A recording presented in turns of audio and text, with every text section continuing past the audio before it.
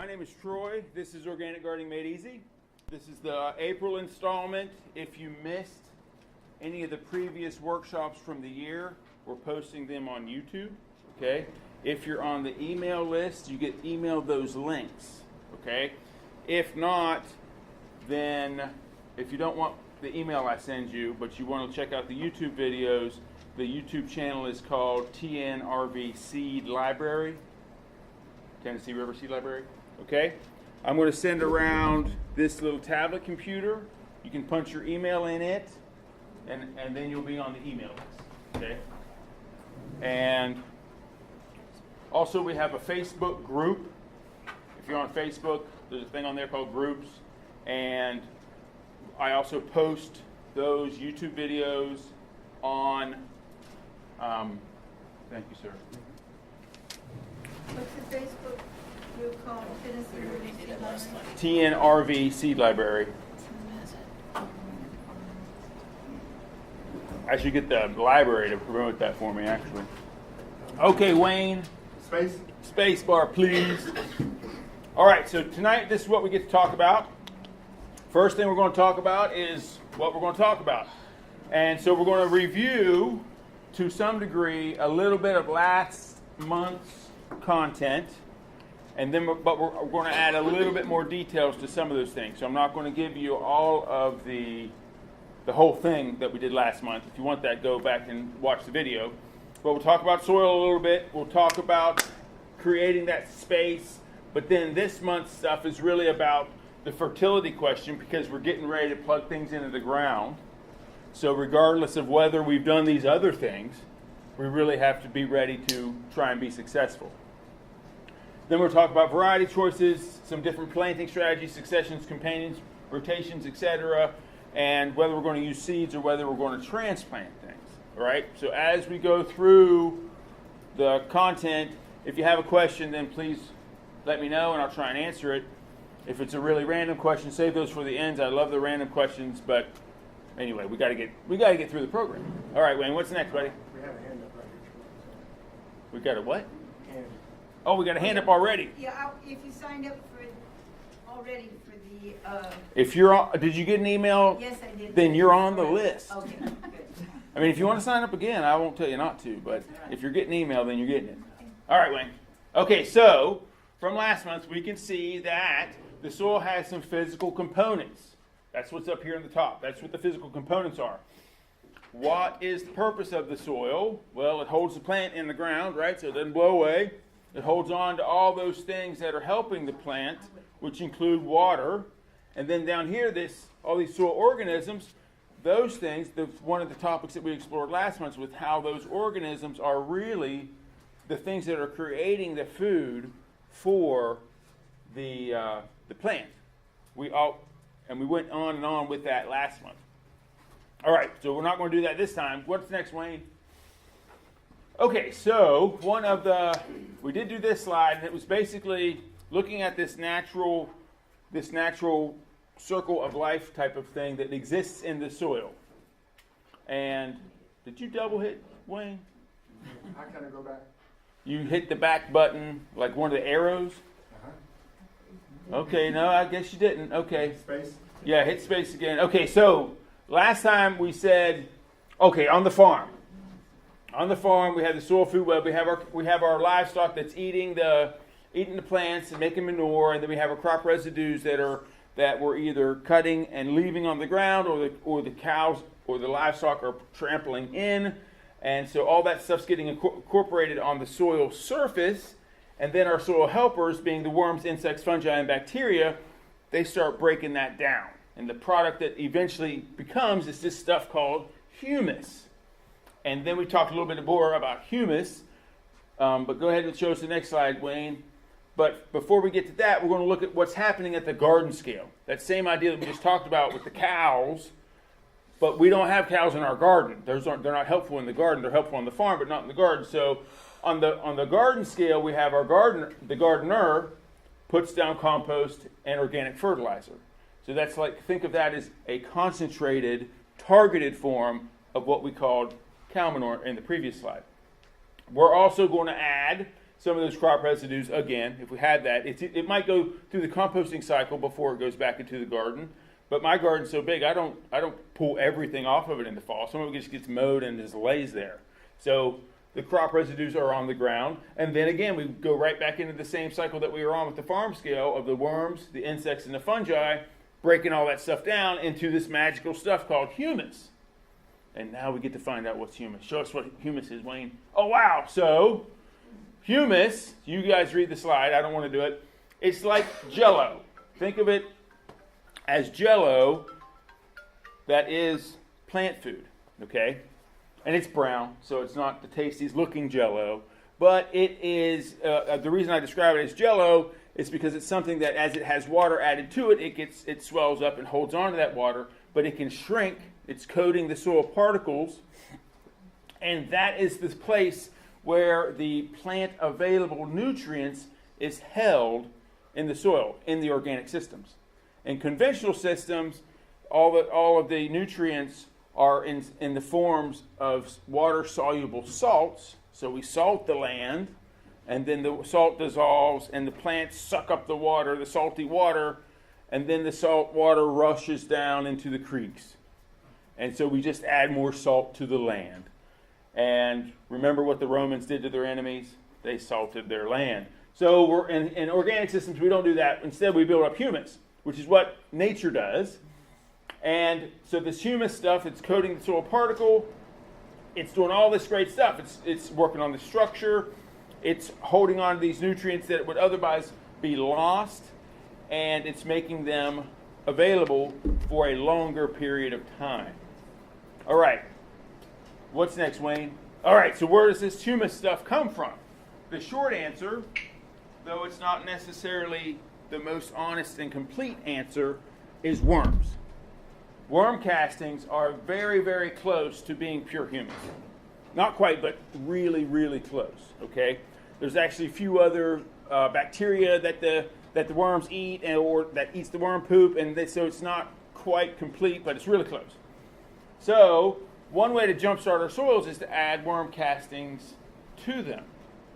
Now, I'm not going to tell everyone to go out and get 6 inches a layer of worm castings for your garden because that's kind of overkill, but a little bit will help. So if that's something that you're into, then go for it. It's not going to hurt. Now, what I do tell people is to create a space that worms want to be in, and they will come and be in that space. And so one of the things that worms want is they want a nice organic soil that has a lot of their food source in it. And their food source is those little bacteria, those little fungi, those little microorganisms. That's kind of what this cartoon is illustrating, specifically about the biodynamic sprays, and that the biodynamic sprays are put in the water, then sprayed on the ground. The worms, because the biodynamic sprays are basically a slurry of bacteria and fungi. And the worm says, yummy, tasty, and he's a nice fat worm. And of course, nice fat worms make more nice fat worms. So that's kind of what that's illustrating. So are you saying you take that worm castings and the slurry and then just spray it on? Not quite. That's one thing you can do. And I won't, but no, the slurry part had to do with the biodynamic sprays. So biodynamics they're these specially made composts that you can take a small amount of this compost that's teeming with microorganisms because it was specially made to be just that way, and you mix that in water and spray that out. So think of it as you're inoculating your soil with all of these beneficial bacteria. And last month I gave a poor man's biodynamic spray. It didn't have all the special biodynamic stuff in it, but it was basically you go get some cow poop and make this, because all the fauna in the cow's gut, that's also good for the soil. That's why cows on the land, they help to rejuvenate the land as long as we don't overstock the cows, which is what we typically do. If we leave it, if we have our balanced ratio, the land gets better from cows. So that's really what the slurry is about inoculating our soils, because usually in our backyards, we have a house in our yard that was built on fill dirt, so we don't have good soil. All right, what's next? Okay, so now we're going to talk a little bit about creating that fertile soil. First, we have to get our soil chemistry correct. That's what we're talking about with the pH. Then we want to start adding that organic matter because we need organic matter to make humus. But then, of course, to break down that organic matter, we need to get our beneficials in there. We need to create a better space for those beneficials by putting some oil, or not oil, but air in the soil. So that's what we want to do next, is aerate the soil. Then we're going to have to add some trace mineral things so that all of the soil processes can happen more efficiently. And that's what the green sand or kelp mill is going to help us with. And then our first few years, while we're building that soil up, we're going to need to still add plant nutrients. So one of the things I went on and on about last month was we want to really be focused on our soil fertility, and that takes care of our plants. But in the first couple of years, we have to be concerned about both. And then after 3 to 5 years, our nice organic soil, all we have to do is add compost then, as long as it's good compost. And the worms and the bacteria will take care of the fertility for us, and we don't have to fertilize the plants anymore. All right, thank you, Wayne. Okay, so the first thing with the soil pH is we have to get a soil test done. And that little one you can get at Lowe's in the little plastic box thing, those are right about half the time. If you got a soil sample and you tested that same soil 10 times, you would get 4 or 5 different readings. So I would recommend that you spend just a little bit of money and have a lab do it. And it looks, I think the cheapest lab going, Matt, did you say it was $19 or $17? 19, but the co-op's cheap. But the co-op's cheaper. So, okay, that was the piece of information that I forgot from last month. So you can take a soil sample up to the co-op, and they can send it away and get it done for $9. And then you'll know your pH, and they'll tell you how to adjust the pH with some lime. And that's the target that you're going for, and they tell you how to do that. All right, so then the next thing is to add in the organic matter so we can start making humus. And, of course, compost is the very best way to do that. And one of the things you're going to want to do is start a compost pile. There are also these other materials that are available. We have locally we have this aged leaf moss that we can get from the city. We have mushroom compost that comes from the Loudon Mushroom Factory that's also available locally from some of the different landscape supply places. And the other strategy is to grow green manure crops, which are plants that we grow specifically to be turned into the soil to nourish the soil organisms. And that's mostly done in the fall. You plant your green manure crops, and then this time of the year it's tilled in. There are some people who will grow a summer green manure for their winter garden. So they'll have part of their space is in cover all year round so that they can till that part up and use it, and it's got a fresh green manure crop. So those are awesome strategies to help us build our soil. What are some of those green manure crops? What are some of those newbies? Okay, so the very common one in the fall, and actually is it September or October? Look at the schedule. There is a workshop. Half the workshop is on cover crops because in the fall that's when we do it. So, but the short answer, Wayne, is as a winter cover here, the most common one is a crimson clover, buckwheat, or ryegrass mixture. And then in the summer, it'd be more like a soybean or even a Sudan grass. Sudan grass gets 6 feet tall, so you have to mow it more than once. But it grows until the frost. And it's really great at just about creating biomass. The clover or the pea or the bean, it's a nitrogen fixer, so it's actually going to grab nitrogen out of the air, put it into the plant body, and so you get kind of a free nitrogen fertilizer out of it. Whereas the Sudan grass, to get it to grow to 6 feet tall, you have to add nitrogen. So you fertilize it, it puts that fertilizer into the plant body, and it's storing it for you. But you had to pay for it to begin with. Whereas with the legumes, it's doing it on sun power. It's mining it for you from the air. All right. So yeah, good question, Wayne. All right, so here are our local sources of organic matter. The leaf mulch and leaf compost You can get that from Public Works. They're over on Alford Street.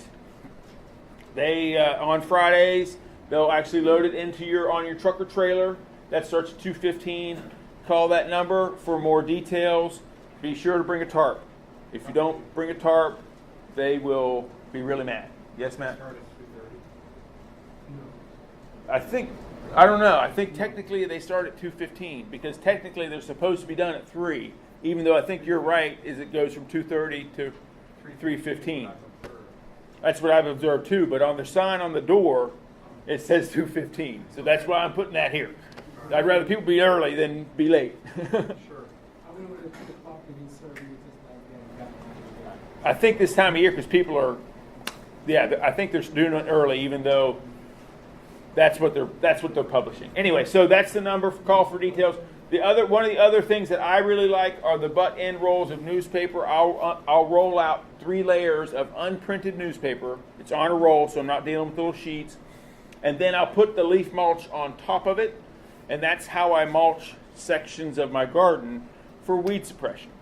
And then it's also a nice mulch. Then in the fall, I'll till that in and plant my cover crop. So that method of the newspaper and the leaf mulch kind of serves as my summer green manure crop, and it does a great job mulching. No weeds. Here's the paper's number.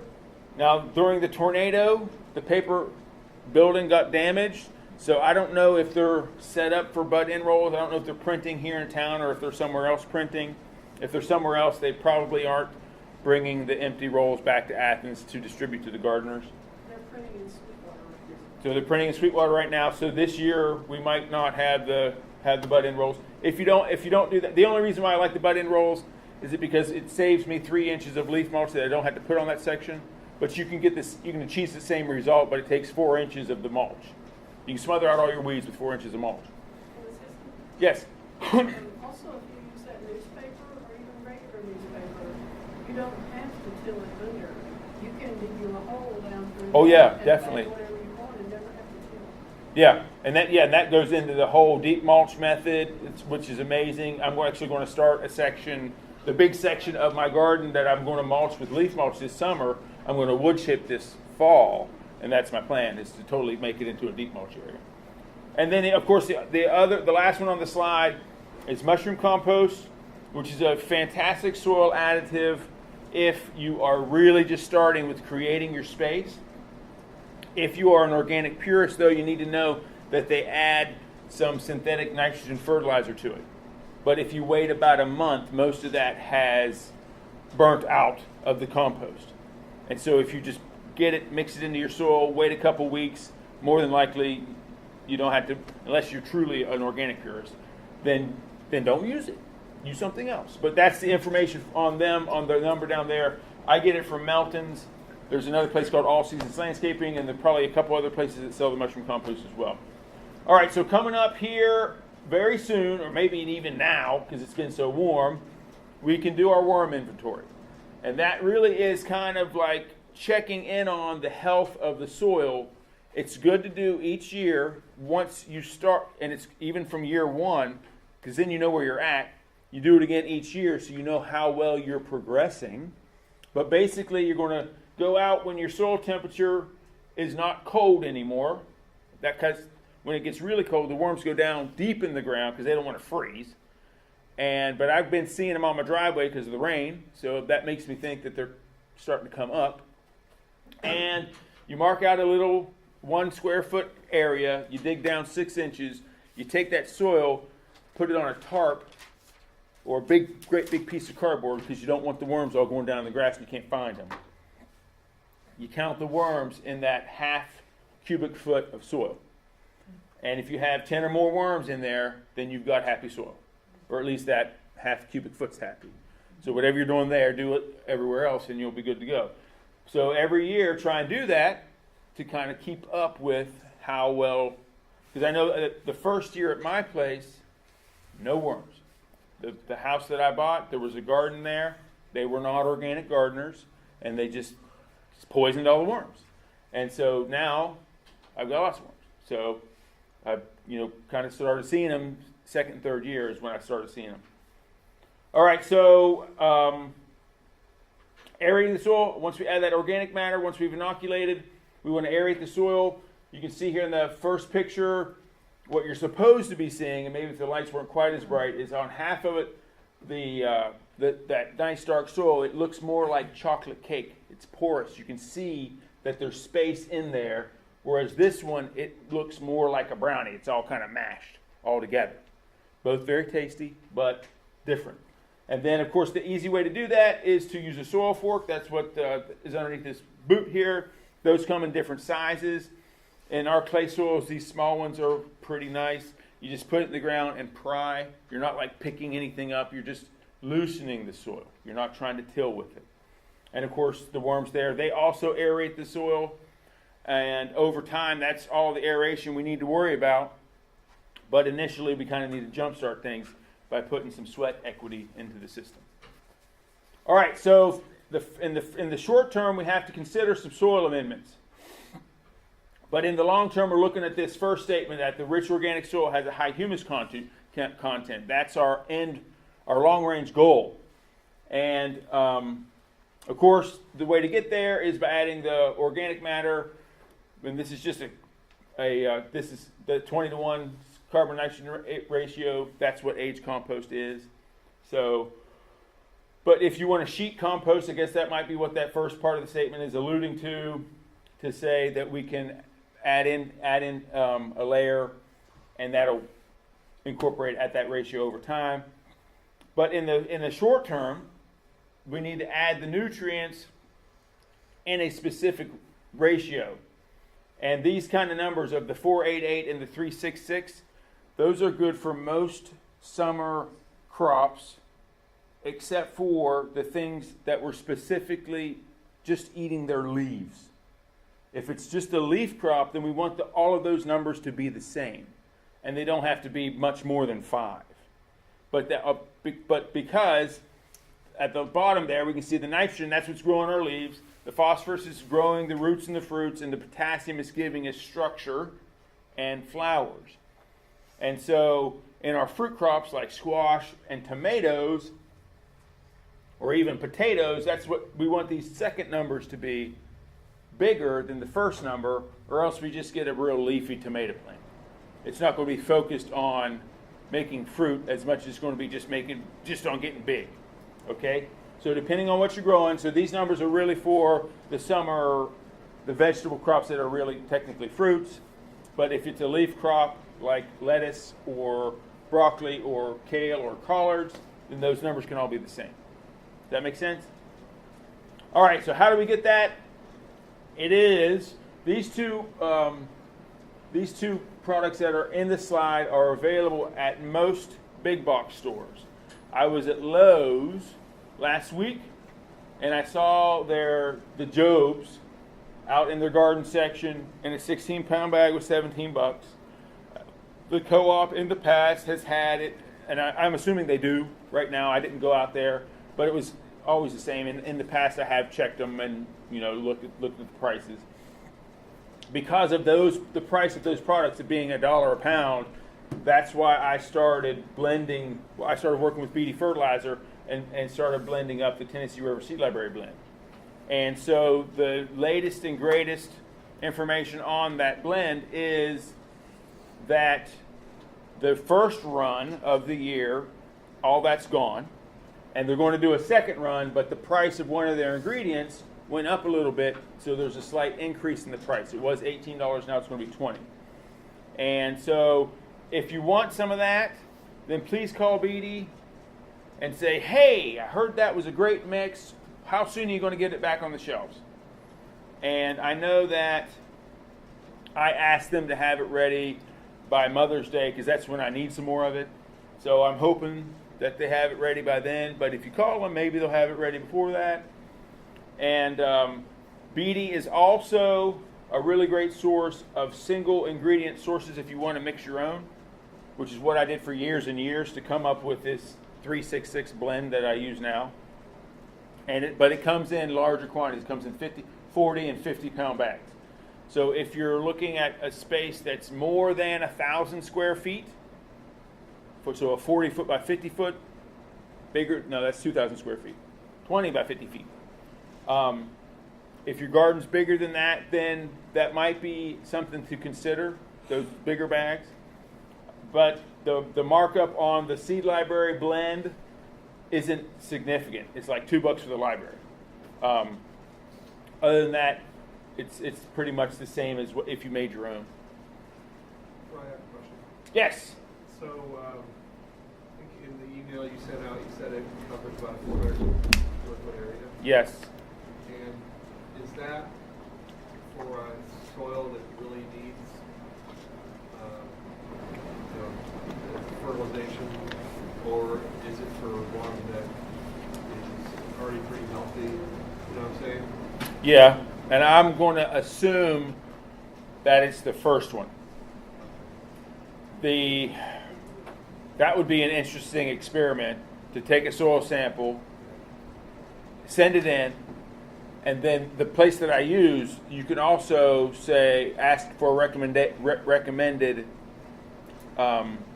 fertilizer application, what they recommend, and then you tell them what you have available for fertilizer. And so, yeah, we can look at the soil and say, this is our soil, how much of this product should we use? And they might be like, oh, you need 10 pounds per acre, which is not very much. But I would assume that, yes, that the thing that I put on the bag came from what was on most of the other bags that are the ingredients of the blend. And we didn't put in that much.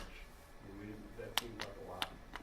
The 10 pounds per 400, or the 40-pound bag for 400. 10 pounds per 100 square feet. I didn't think that was very much myself, but we applied it at first flower just to make sure. Okay. All right, so now we're going to pause for commercial break. The Great Appalachian Homesteading Conference.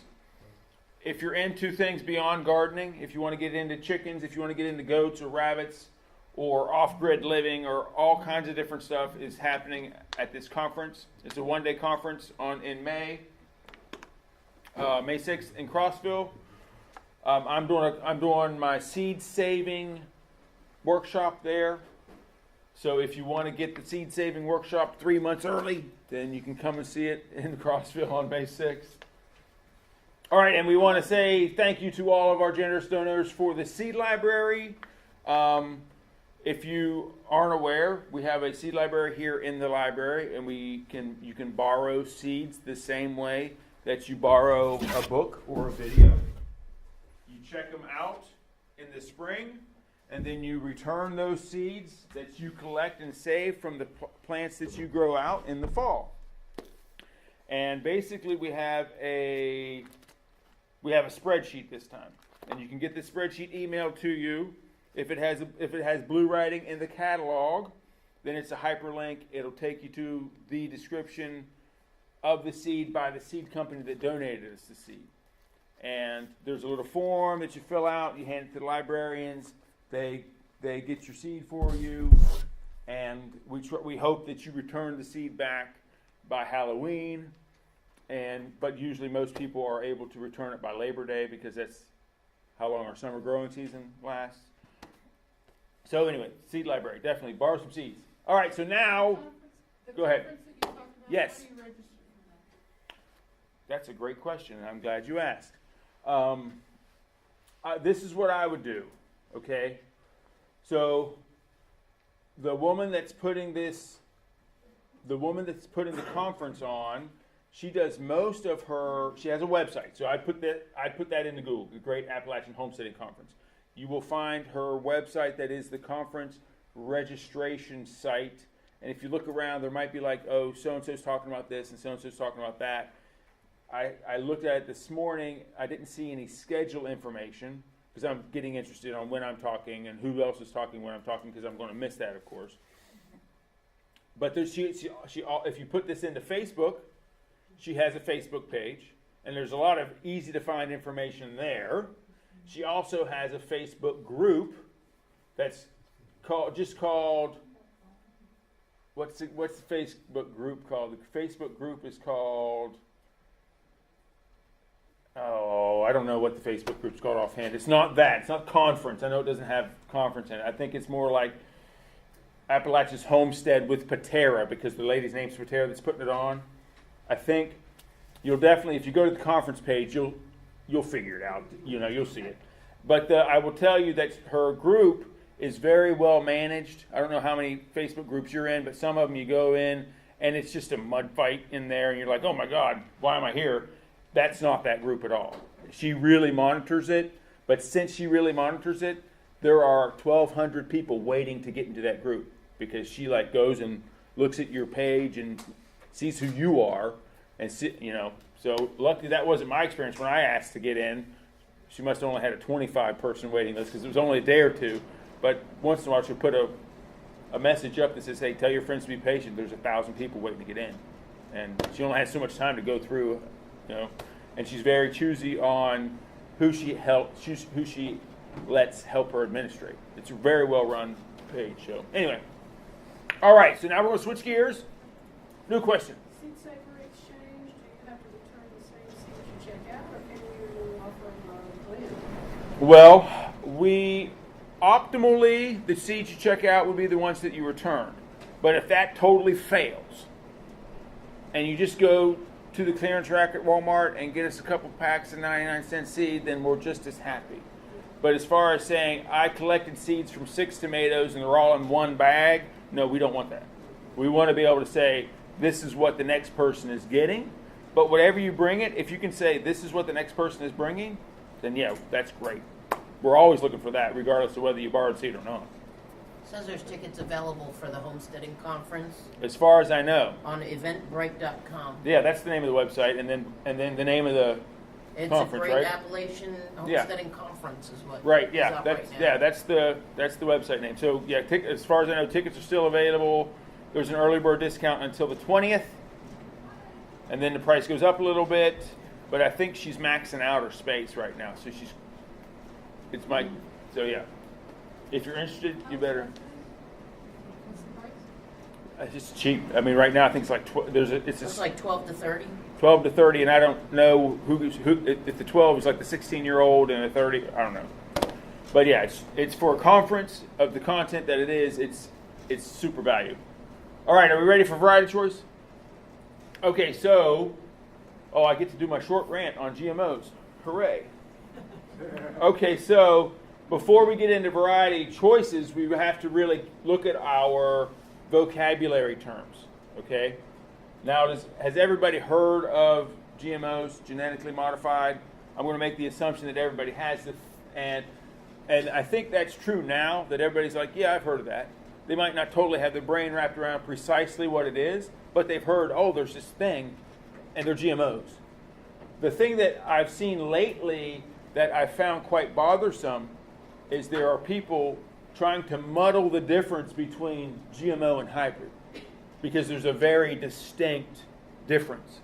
And so the muddlers are saying that, well, anything that we mess with, unless it's genetically pure, which is nothing, then it's genetically modified, which is everything. And so obviously there's no difference between the GMO or anything else. And so, of course, since there's no difference, there can't be any cause for concern of that difference.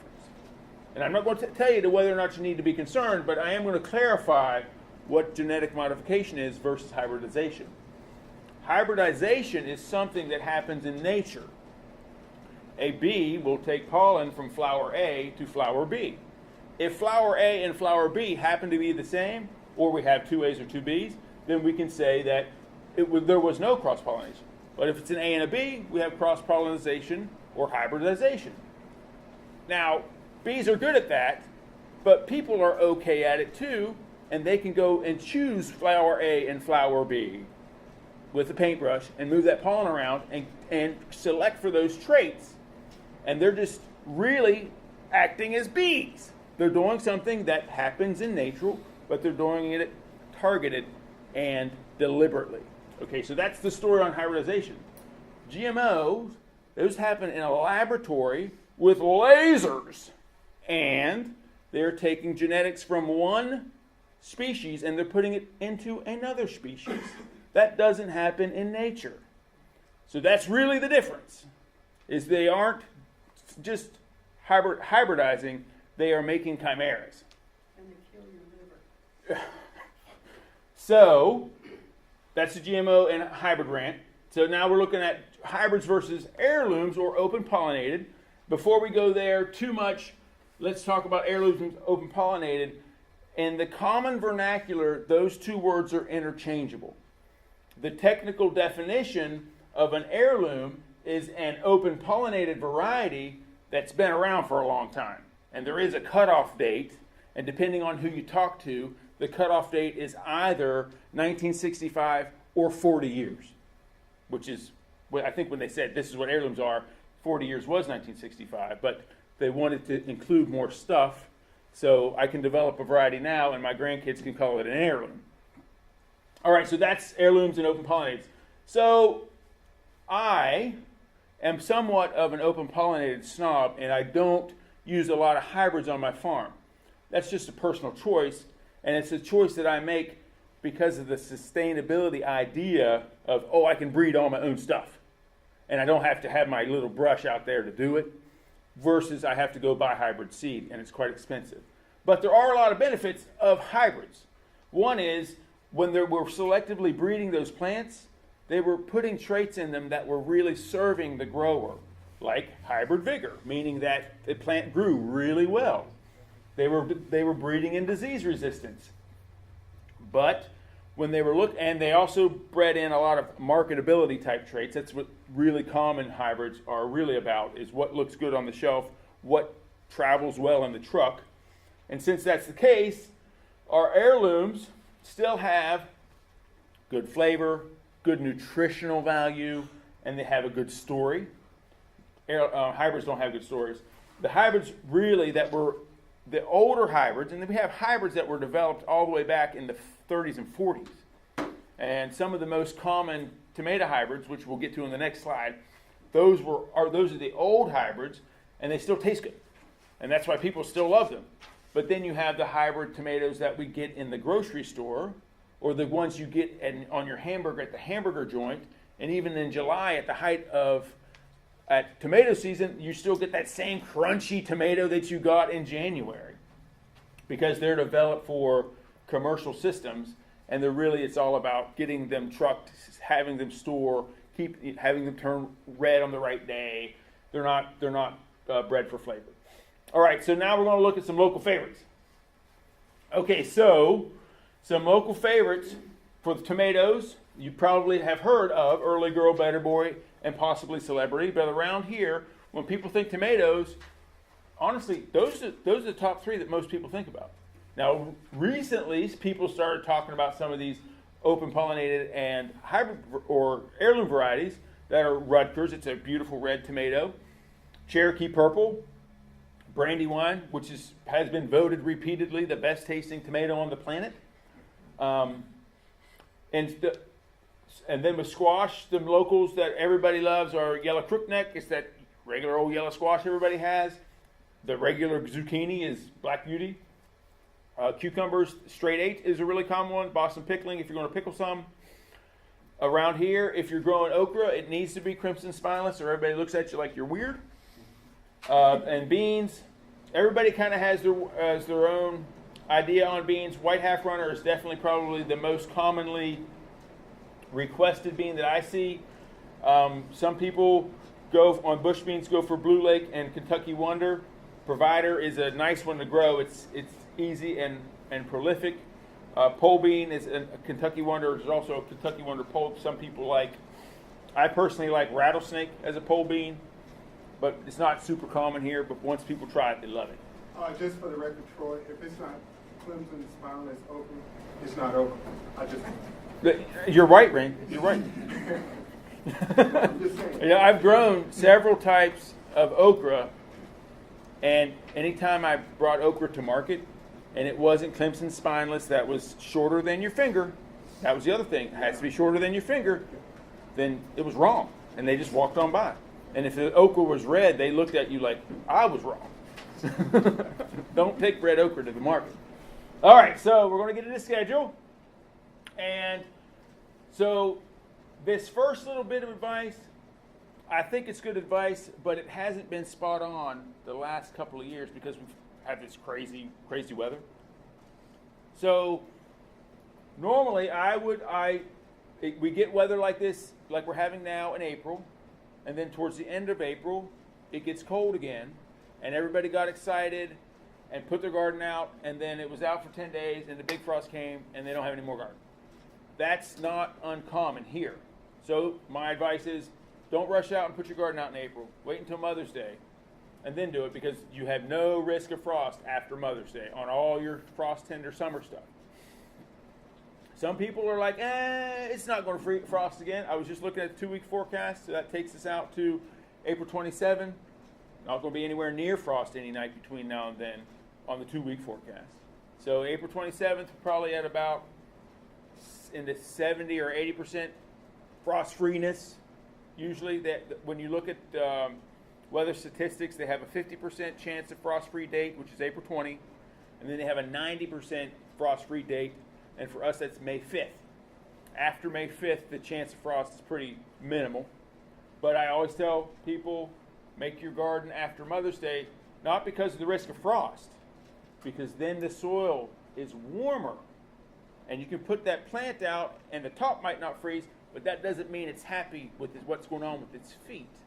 You've stuck that thing out in the cold mud, it's going to be angry at you until 2 weeks after Mother's Day. And I do see that, is people will put their garden out, and it will just sit there for a month because it's mad at you. Then after you put your garden out on Mother's Day, your garden going to be happy and it's going to jump right up.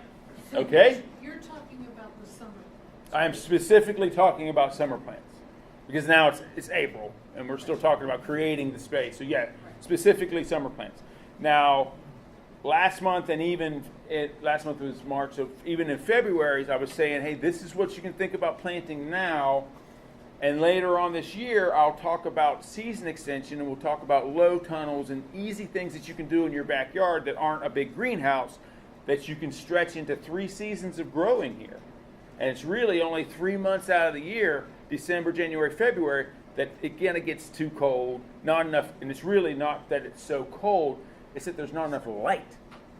And so one of the strategies, and this is a strategy that was put out by a guy in Maine, so it's even less light way up there, and it's even colder, is he could grow year-round. Now, some of his stuff was in a greenhouse, but he was growing carrots underneath of a low tunnel out in his space.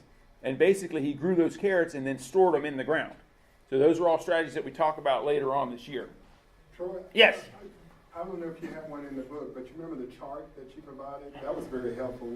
The slide chart yeah, thing? The slide chart. Okay, that's a good... The Clyde's Garden Planner. We gave all those out in March. Was it February, Matt? It might have been February. We gave all those out in February, and I've been trying to get some more of them. And he even updated the thing. It's got even more information on it. It's wow. But the check's in the mail. That's where it's at. It's like, oh, the check's in the mail. And so I thought they were going to be here tonight, and I was really excited about it. So now I'm going to have to say, I hope maybe they're going to be here next month, kind of thing. But you're right. They're an amazing tool, and I can't wait till we get them back in so we can hand them out again because they're great. Chart 2.0. Yeah, exactly. Yeah, the Class Chart 2.0. Yeah. All right. Nope. Okay. No. So the other things are we're going to talk about succession, companion planting, and crop rotation. All right. So with succession, that's the idea of planting the same thing repeatedly over time so you have a continuous harvest. Okay. Now, because of specifically our pest and disease cycles, here, we can't plant something now and expect to be picking it in the middle of September. It just ain't going to last. So more than likely, we have to plant it again.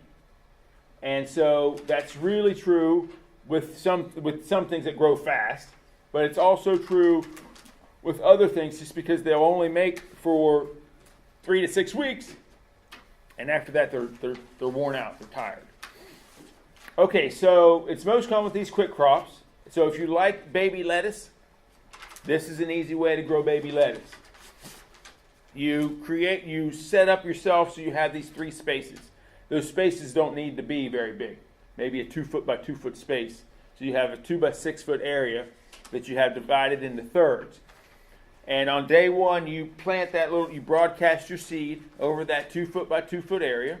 You water it in nice. You take good care of it for a week. Then you plant space number 2, and at day 10, you get to start harvesting space number 1.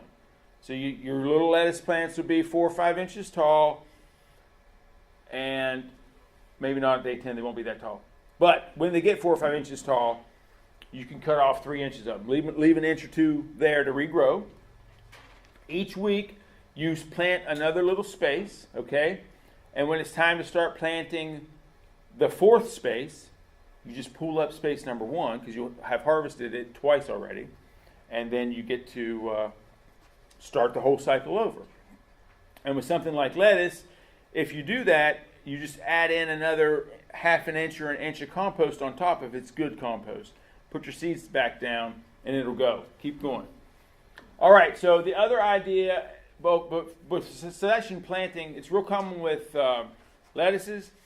It's also common with beans if you're a bean lover, or summer squash. It's also common with cucumbers at my place. Every year, my second planting of cucumbers gets knocked out by downy mildew, and there aren't a lot of downy mildew controls that I really like, and so I end up just not having cucumbers. But every year I risk the second planting, but I don't have any luck with it. All right, so with companion planting, it's kind of a different idea.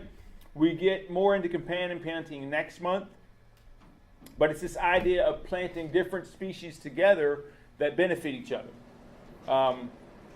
It's really about sharing the space crop-wise. I mean, a lot of people are familiar with the idea of putting a few aromatic flowers in your garden that'll kind of get the bad bugs to stay away. Marigolds are really good for that. But other things would be tomatoes and carrots, or tomatoes and basil is real common. Carrots are also good in tomatoes. Lettuce is pretty good. Cabbage and beets is one not many people know about. But the library has a book called Carrots Love Tomatoes, and it's all about that type of stuff. There's just pages and pages. And they have, you check in the index and you say, look up potatoes, and it'll tell you exactly what to grow with your potatoes to enhance them. And it'll say, don't grow this with the potato, because that'll actually, they don't like each other. All right, but like I said, next month we have some more of that on common veggies, common garden veggies. All right, so then we have the rotation idea, and the rotation idea is it's a very basic concept. The thing that the basic idea is that we're going to change where we're planting something over year after year after year, so that the pests and diseases that affect that something aren't in that space. So you're just going to move whatever it is you're growing around, okay? Now, in a small space, it doesn't really work on pests because the pests are mobile. In a big space, it does work on pests because you can move it 1,000 feet, and then the pest would be like, where'd it go? But it's still very important for soil diseases, okay? And I'll use an example of tomatoes, okay? Now, if you talk to people that have gardened for a long time, some of them will tell you, grow tomatoes in the same place year after year after year, which is great advice until you get a tomato disease. Then it's terrible advice. But if you can grow your tomatoes disease-free, and that means no blights, no fusarium wilt, and there's a lot of things that affect tomatoes around here. Tomatoes really enjoy being grown in the same space year after year after year, but the disease issue around here keeps people from doing that. All right, so the little sample rotation here is this idea of we're going to plant a legume first, then we're going to follow that with a tomato. So the peas and the beans are related. The tomatoes, peppers, and potatoes are all in the same family. Then we get into the cucurbits. That's what the cucumbers and the squash are. And then we'll finish out that 4-year rotation with the brassicas, so cabbage, kale, things like that. And then we start it over. And that's a good general rotation. I've also seen people that they'll be more specific, and they'll add 4 more years on, and year 1 will be beans and year 5 will be peas. But they have a bigger space to play with. But this is a nice general thing of you're not growing plants that are too closely related. But like I said, in a small space, it's not easy to do. All right, so now we're going to talk about seed versus set. And at this point in the season, it's a great time to be thinking about it. If you want to transplant things, though, more than likely you're going to have to buy your transplants. Not that that's a bad thing. You don't get as much variety as we'll see. So with transplants, it's great for small seeded things or tender plants, so like tomatoes. If you don't like growing tomato transplant, or if you don't like growing those tomatoes from seed, then it's easy to buy them. And then you can buy that nice plant that's 10 or 12 weeks old and plug it in the ground on Mother's Day, and it's going to be happy. Versus putting a seed in the ground on Mother's Day, which is when in the future you'll see those tomatoes that fell on the ground and rotted. That's about the time they start to sprout, is 1st of May. So it'll give you a 10-week head start on them. But if you buy transplants, you're only going to get what they grew for you, which is only going to be the stuff that they think people are going to buy. So it's the popular stuff. And so you don't get to try out anything real weird. Whereas if you buy a seed catalog and start your own, then you can have these options. But seeds are good for things that are large seeded. So this time of year, like our beans, some people buy bean transplants and even corn transplants. I don't recommend either because they're so easy. They're so easy to plant because they're big, and they don't want to be out there when it's too cold anyway. And then of course you have unlimited options. If you have a seed catalog that you're going to order through, you have lots and lots of options. But even at the seed stores, there's a lot more options available on the seed rack than you find out at the transplants at the same stores. All right, so yes? I'm seeing where when I tilled the soil here about 3 weeks ago, a little less than a month ago. Okay. But because of the warm weather we're having, I'm seeing seedlings and what have you, things I grew up with that pot of soil last year, already starting to come up. Should I just kind of let it go as it is, or plant what I really want to grow in that spot? Well, that is a good question. So right now you don't know what it is. You can say, oh, well, it's a tomato or it's a cucumber, but you don't know. I mean, unless you kept a good journal. Yeah, I can kind of tell. I've been too long enough to be able to tell if it's cucumber. Right, but you don't necessarily know, is it that pickling cucumber that you really didn't like, or is it that slicer that you really did like? Exactly. You know, that kind of thing. So, I mean, that's a good question. Do you leave it go or do you not? And if you were like, that was really great, I loved it, and you don't think it might have cross-pollinated, depends on what it was. If it's a cucumber, then the bees do carry that pollen around. If it's a tomato, it's a lot less likely that was the case. So it kind of...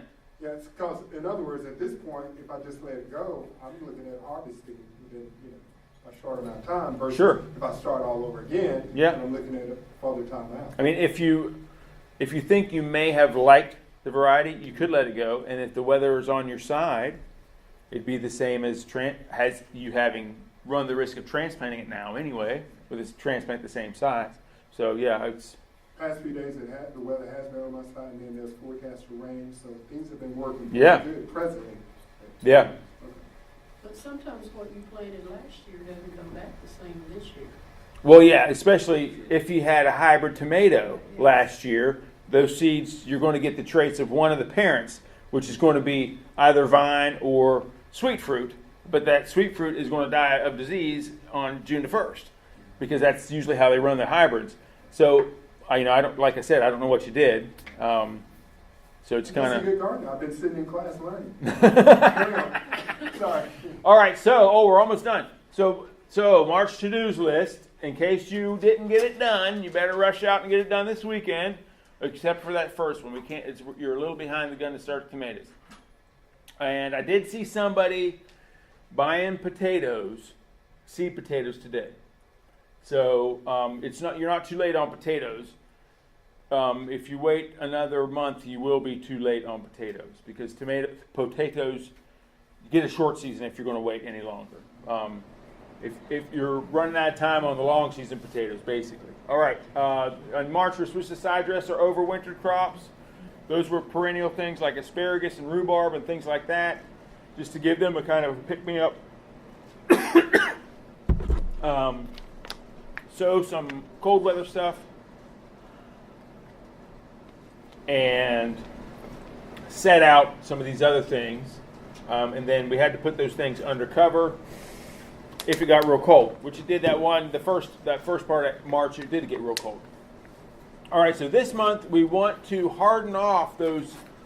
start hardening off or getting them ready to be outside. So if we're growing transplants and they're going to be in a protected space, so we need to transition them to the outdoor space, which is unprotected.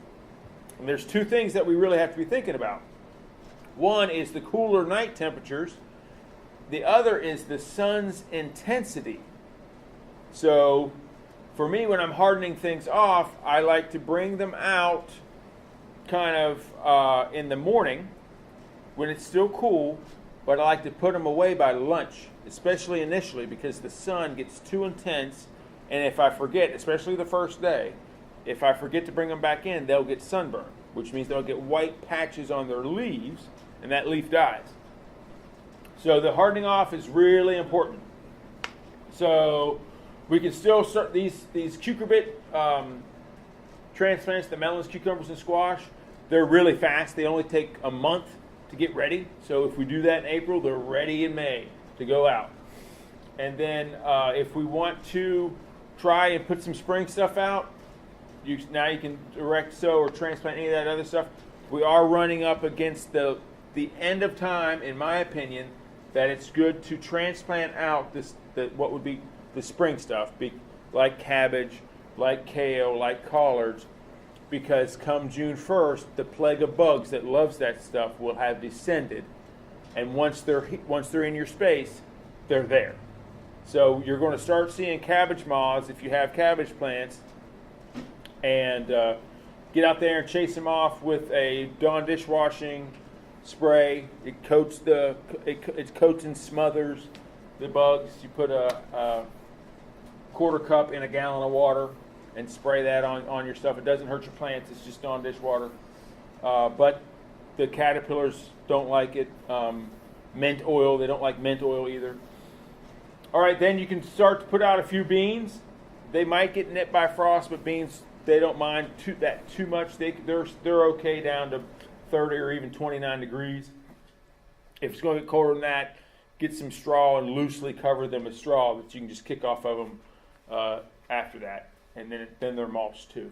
If you put peas out, they might be starting to get tall. They'll stand up for about 8 inches, and then they'll flop over. So you want to get those peas trellised and hill your potatoes. I just did a little hilling of mine today. All right, so if you haven't done this stuff already, now's the time to get it done. Get the soil prepared when it's dry enough. And that was one thing we didn't talk about too much, was when we're working with our soil, the consistency of the soil that we want. You want to go out, get a handful of soil, and squeeze it in your hand. And then open your hand, and it should look like however you squeezed it. You should be able to, it shouldn't just fall back apart. Okay, so that's one thing you want to do. If it falls back apart, the soil is too dry. Don't work it. Okay? If it doesn't fall apart and now you got a dirt ball in your hand, you take that dirt ball and you drop it on something hard, not your soft, already once tilled garden, and it should break apart again. Okay, so if it doesn't, if it just goes splat, then your soil is too wet. Okay, so those are the two tests. You don't want your soil to be too dry. You don't want it to be too wet. If you're working it in either one of those conditions, you destroy your soil structure. And you're either going to mash it into powder when it's too dry, or you're just going to stir it up into concrete when it's too wet. Okay? So but we do want to work it when we can this month, because we want to get ready for Mother's Day, remember? So we're going to do all this other stuff. We're going to turn it. We're going to fork it. We're going to add our organic matter. We're going to inoculate it with our biology if we can. We'll do our worm inventory on the 22nd. And then we're going to go out there and look at the perennial weeds, which are the ones that have a taproot, basically. Those are the ones we really want to think about. If you go through and you're looking and you can't pull it, it just breaks off at the ground, more than likely it's got a great big giant carrot underneath of it, and you want to dig that thing out. And then those things that you dig out, definitely haul that carrot off. You don't want that on your property. Give it to your neighbor. But you might be able to compost the leaves. A lot of those weeds, the leaves, it's okay to compost them. You don't want those roots. You want to get them out of your space. And then you might want to add a little fertilizer to kind of wake things up.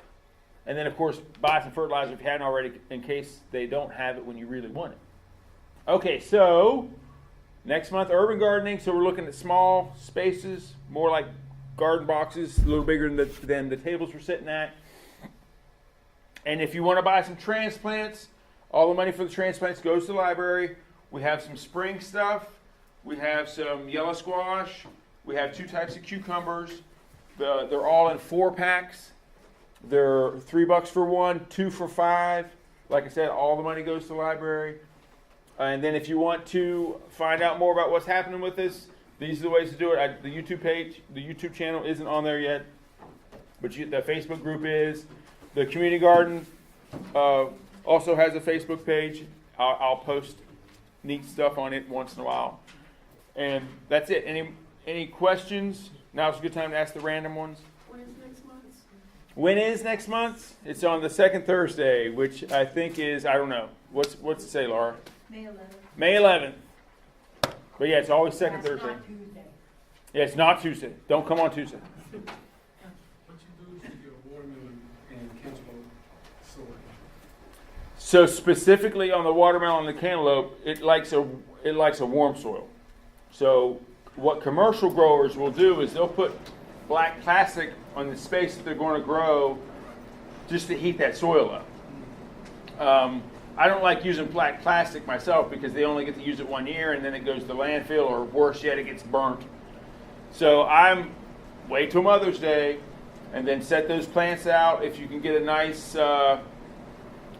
transplant with 2 leaves and a nice big root ball. Don't buy the itty bitty, because that when you're buying transplants, you got to look at the whole plant and you want as much roots as there are leaves. So it should be balanced. So you want to grow or buy a transplant that's in a slightly bigger pot than they're typically sold. They typically sell them in itty bitty ones. Then most people will set them out fairly close in the row, 2 or 3 feet apart down the row, but they'll make the rows really wide. The thing I talked about with the leaf mulch and the newspaper, that's how I grow my cucumbers and my melons, so that I don't have to worry about weeds. Otherwise, it's an Easter egg hunt when you're out there trying to get them.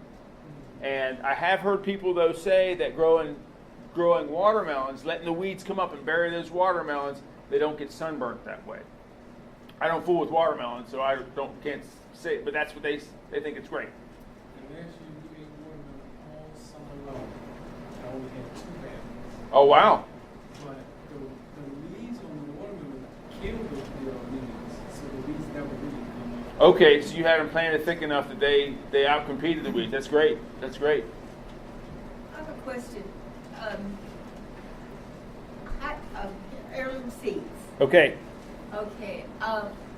If they're a couple years old, how do you know that they're still good, or are they still good because they're heirloom? Is that any? Not necessarily. Okay. So we go way into this in the seed saving workshop. So the short answer is depends on the seed. Some seeds last longer than others. Some seeds, like spinach seed, carrot seed, throw it away. Guaranteed not to be any good. The other thing is, how was it stored? If you left it on your kitchen window, whatever it is, throw it away. That's not how you store seed. But the third thing is you can do a germination test depending on how many seeds you have. Take 10 of them if you can and try and start them, even if that means you just put them underneath in some paper towels. Keep those paper towels wet for 10 to 14 days depending on what it is.